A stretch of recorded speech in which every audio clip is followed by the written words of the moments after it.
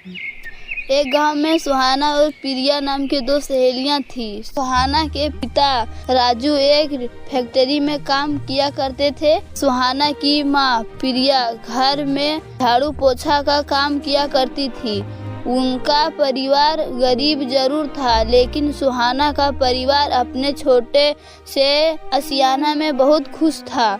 वही दूसरे ओर प्रिया की माँ एक फैशन डिजाइनर थी और उसके पिता एक बहुत बड़े बिजनेसमैन थे। काम के सिलसिले में प्रिया के पिता अक्सर विदेश में ही रहा करते थे।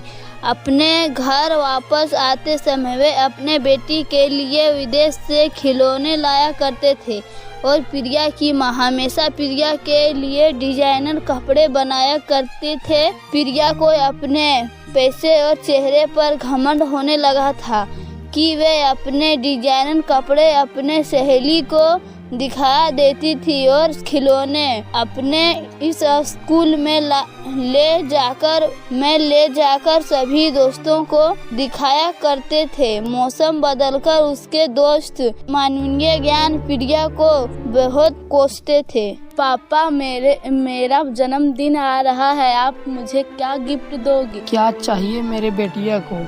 मुझे एक सुंदर सा डॉल हाउस चाहिए पापा। ठीक है सुहाना बेटिया, मैं आपके लिए एक प्रिंस के लिए एक डॉल हाउस ले आऊँगा।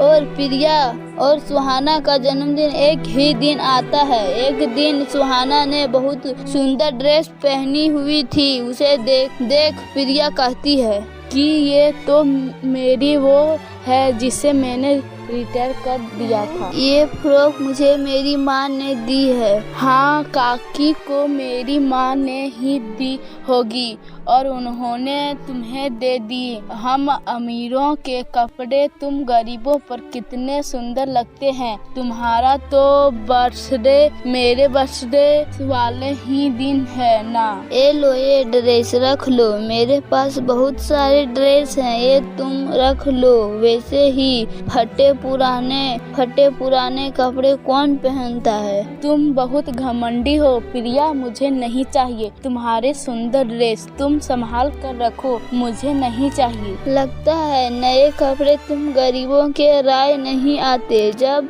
ये ड्रेस पुरानी हो जाएगी ना तो याद रखना, ये ड्रेस तुम जरूर पहनेगी। के बाद सुहाना अपने घर चली जाती है। सुहाना के पिता सुहाना से कहते हैं, मेरी गुड़िया रानी को जन्मदिन आ रहे हैं, क्या चाहिए मेरी गुड़िया रानी को? पिताजी, मेरे स्कूल का बैग फट चुका है, मुझे नया बैग चाहिए। ठीक है गुड़िया रानी, ला दूंगा।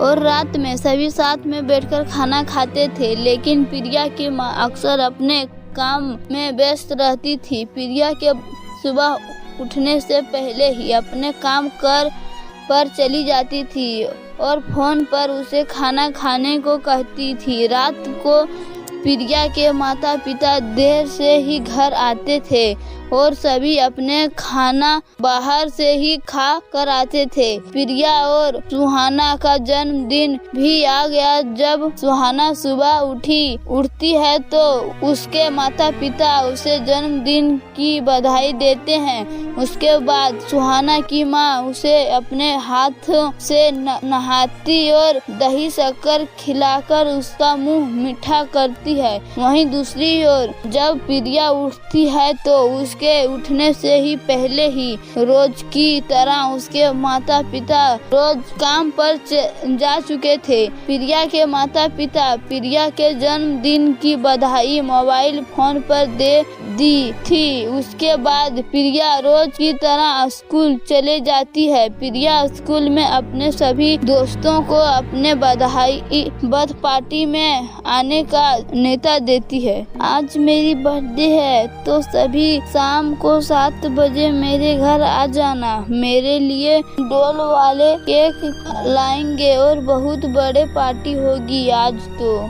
सुहाना प्रिया के बातों को सुन रही थी। तभी प्रिया की बर्थडे पार्टी जाने के लिए उत्साह है, इसलिए सुहाना अपने जन्मदिन की खबर अपने दोस्तों को नहीं देती है और आ जाती है। शाम को प्रिया के पूरे घर सजाया गया था, पार्टी का सारा इंतजार किया गया था। वहीं दूसरी ओर सुहाना की मां ने सुहाना के लिए अपने हाथों से खीर बनाई थी। उसके पास पैसे नहीं थे, इसीलिए सुहाना की मां ने अपने हाथों से ही सुहाना के लिए घर में ही एक छोटा सा केक बनाती है।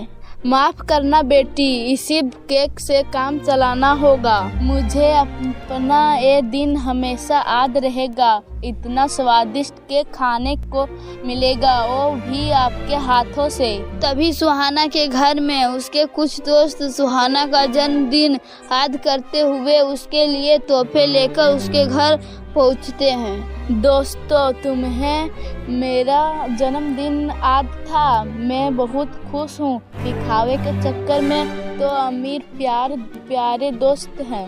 वहीं दूसरी ओर प्रिया के घर पर उसके सभी दोस्तों महंगे तोहफे लेकर उसके घर पहुंचते हैं। प्रिया तभी अपनी मां और अपने पिता का इंतजार कर रही थी। तभी एक काम करने वाली महिला प्रिया को एक ड्रेस देती हुई कहती है, प्रिया बेटी, इसे पहन लो, ये मेम साहब दे दी है, उन्हें आने में देरी हो जाएगी। प्रिया वे ड्रेस पहनकर वे दोस्तों के पास पहुंचती है। दोस्तों, बस कुछ देर और फिर मेरी माँ और पापा भी आते ही होंगे। उन्होंने आते ही हमें केक काटेंगे। इतने में ही प्रिया का माँ फोन बजाती है।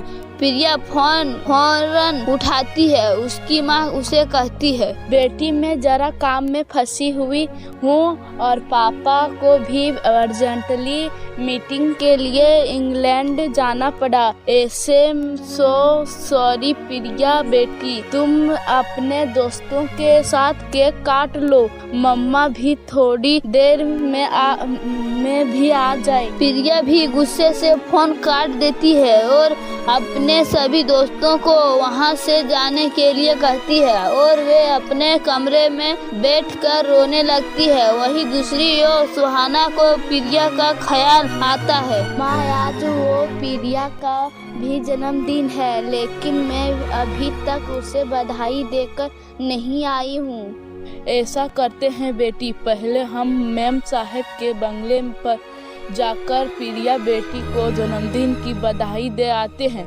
उसके बाद आराम से तुम्हारे दोस्तों के साथ मिलकर केक काटते हैं। हाँ, तब तक मैं इन बच्चों के साथ मिलकर घर सजाने के लिए तैयारी करता हूँ। उसके बाद सुहाना और उसके माँ प्रिया के घर पहुँचते हैं, लेकिन वे देखते हैं कि पूरा घर सजाया हुआ है और केक भी अपनी जगह पर है। जब सुहाना प्रिया के कमरे में देखती है तो वे प्रिया आराम से रो रही है। जन्मदिन की बधाई हो प्रिया, लेकिन तुम आज के दिन रो क्यों रही हो? हाँ बेटी, क्या हुआ, रो क्यों रही हो? हाँ सुहाना, तुम्हारा परिवार कितना अच्छा है। तुम्हारे किस्मत कितनी अच्छी है कि तुम्हें हर समय तुम्हें परिवार का साथ मिलता है। लेकिन मेरे बर्थडे वाले दिन भी मेरे माता पिता को काम से फुर्सत नहीं है। हाँ, अरे पगली, उदास क्यों होती है?